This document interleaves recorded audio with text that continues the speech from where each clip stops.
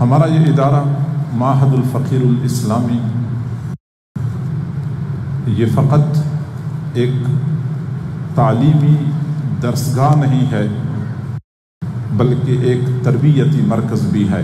ہمارے حضرت دامت برکاتہم العالیہ کو اللہ رب العزت نے علوم ظاہرہ اور علوم باطنہ دونوں کا سنگم اور مرج بنایا ہے، اور وہی آپ کی جامعیت کا نتیجہ ہے کہ ادارے میں علم کے ساتھ عمل اور شریعت کے ساتھ طریقت کی تلقین اور تعلیم پر زور دیا جاتا ہے۔ ہمارے اس ادارے میں درجہ اولیٰ سے لے کر دورہ حدیث تک، بلکہ دورہ حدیث سے ایک درجہ اور آگے درجہ تخصص فی الفقہ جو مفتی کا کورس ہوتا ہے وہ درجہ بھی پڑھایا جاتا ہے۔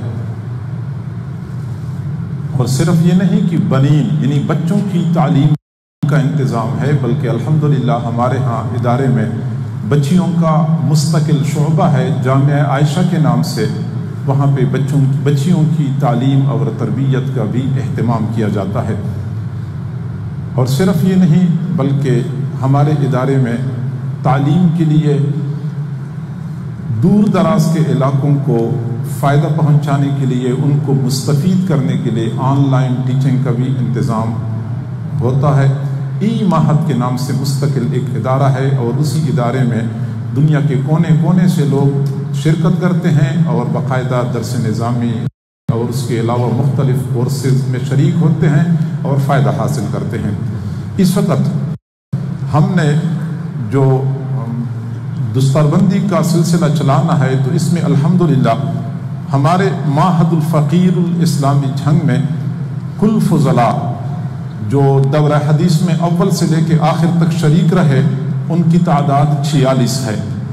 46 طلباء ہمارے معہد الفقیر کے ہیں، اور ہمارے ہی ادارے کی شاخ جامعہ عائشہ کی 18 فاضلات ہیں جنہوں نے درس نظام مکمل کر لیا۔ آج ان کا بھی یہ سلسلہ مکمل ہو گیا، ان کی دوپٹہ پوشی انشاءاللہ بنات کی طرف اور خواتین کی طرف ہوگی۔ اور اسی کے ساتھ ساتھ ای معہد کا جیسے میں نے اجمالی تذکرہ کیا، اس ای معہد کے شعبے سے 2 حضرات درس نظامی مکمل کر چکے ہیں، وہ بھی اس وقت موجود ہیں، ان کی بھی دستربندی کی جائے گی۔ اور اسی طرح ای معہد سے جو فاضلات درس نظامی مکمل کر چکی ہیں ان کی تعداد 31 ہے، اور یہ دنیا کے مختلف ممالک سے اس شعبے میں شریک ہیں۔ اور اسی طرح ہماری حضرت جی کے خلیفہ حضرت مولانا حافظ سہیل عرفان صاحب کا ادارہ جامعہ مریم یہ لاہور میں ہے، اس ادارے میں پڑھنے والے 5 فضلاء بھی اس وقت یہاں پہ موجود ہیں، ان کی بھی دستربندی کی جائے گی۔ ان کی بھی خواہش تھی کہ ہم حضرت جی سے آخری سبق پڑھ لیں اور ہماری دستربندی معہد الفقیر میں ہو جائے۔ اسی طریقے سے ہمارے حضرت جی کے خلیفہ حضرت مولانا محمد نعیم صاحب یہ مدرسہ امیر معاویہ غورغشتی اٹک کے محتمم ہیں اور وہاں کے شیخ الحدیث ہیں، ان کے ادارے کے فضلاء 10 فضلاء یہاں پہ آئے ہیں۔ ہر سال وہ یہاں پہ لے کے آتے ہیں تاکہ حضرت جی کی شاگردی کا شرف ان کو حاصل ہو، وہ بھی یہاں پہ ہمارے پاس اس وقت موجود ہیں۔ ہمارے حضرت جی سے تعلق رکھنے والے 2 فضلاء اور ہیں جن کا تعلق سوات سے ہے، وہ بھی اس وقت آخری سبق سننے کے لیے، آخری سبق میں شرکت کے لیے یہاں پہنچ چکے ہیں۔ ان تمام حضرات کی دستربندی ہوگی، اور اسی کے ساتھ ساتھ ہمارے جو مفتیوں کا کورس ہوتا ہے تخصص فی الفقہ، اس سے بھی 6 حضرات جو ہیں وہ مفتی کا کورس مکمل کر چکے ہیں، انشاءاللہ ان کی بھی دستربندی ہوگی۔ اور اسی طریقے سے ہمارے شعبہ حفظ سے 8 حفاظ کے حفظ کی دستربندی ہوگی۔ اللہ تعالیٰ جب کسی قوم کو سنوارنا چاہتے ہیں تو اس قوم کی مائیں پہلے سنورتی ہیں، پھر آگے اولاد سنورتی ہے۔ ایسے لگتا ہے کہ اللہ تعالیٰ کا اس ملک کے اوپر کوئی خصوصی احسان ہے، اور تکوینی طور پر اللہ اس میں ایک ایسی نسل پیدا کرنا چاہتے ہیں جو دین کے اوپر چلنے والی ہے۔ میں نے اپنی انجینئرنگ 1975 میں مکمل کی، اور ہم نے گھر میں ایک چھوٹا سا مدرسہ جامعہ عائشہ کے نام سے بنا لیا۔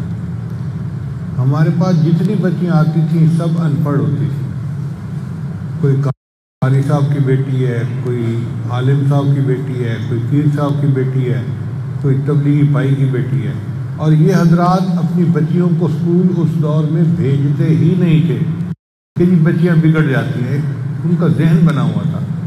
تو بچی الف بے پڑھنا بھی نہیں جانتی تھی، ساری ان پڑھ بچیاں ہوتی تھیں۔ چنانچہ ہم نے ایک استانی رکھی جو ان آنے والی بچیوں کو اردو لکھنا پڑھنا سکھاتی تھی، بعد میں پھر ہم ان کو کورس شروع کرواتے تھے۔ پھر ایک زمان آیا کہ کچھ میٹرک پاس بچیاں ہمارے پاس آنے لگ گئیں۔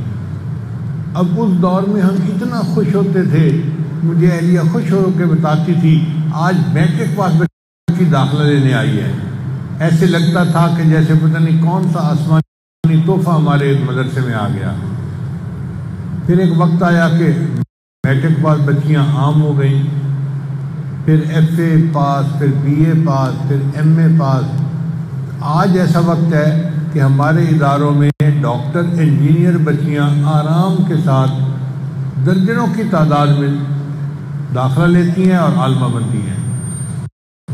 چنانچہ ای مہد کے اندر جن بچیوں نے دور حدیث آج مکمل کیا، میں ان کا نام پڑھوں گا اور ان کی ایجوکیشن بھی ساتھ ساتھ بتاتا جاؤں گا، جس سے کہ آپ کو اندازہ ہو جائے گا کہ دنیاوی اعتبار سے کتنی ہائیلی ایجوکیٹڈ بچیاں عالمہ بن رہی ہیں اور دین پڑھ رہی ہیں۔ پہلی بچی ہے بنت ڈاکٹر عابد احمد، پاکستان سے ہے، اور یہ ایم ایس سی ان بایو ٹیکنالوجی ہے۔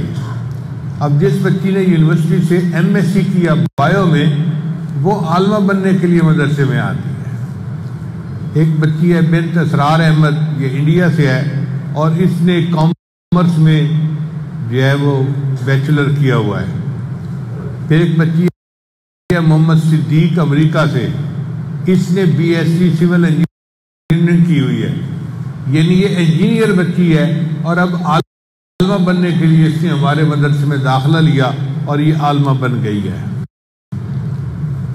پھر بنت سہیل بھٹی، پاکستان کی بچی ہے، اس نے بی ایس سی کی ہے سائیکالوجی میں۔ پھر ایک بچی ہے بنت ہارون خان، کویت کی، اس نے گریجویشن کی ہے کراچی یونیورسٹی سے۔ پھر بنت شیخ محمد انوار الحق، اس نے بی ایس سی کی ہے اور اس نے اب عالمہ کا کورس بھی کر لیا ہے۔ پھر بنت محمد منیر، امریکہ سے، اس نے بیچلر کیا ہوا ہے اکنامکس کے اندر۔ پھر بنت حفیظ الرحمان، اس نے بھی یونیورسٹی کی ایجوکیشن حاصل کر لی۔ پھر بنت غلام جیلانی، امریکہ سے، اس نے ایم بی اے کیا ہوا ہے فائنینس میں۔ پھر بنت ابرار احمد، انڈیا کی ہے بچی، اس نے بھی ہائر اسکول ایجوکیشن حاصل کی۔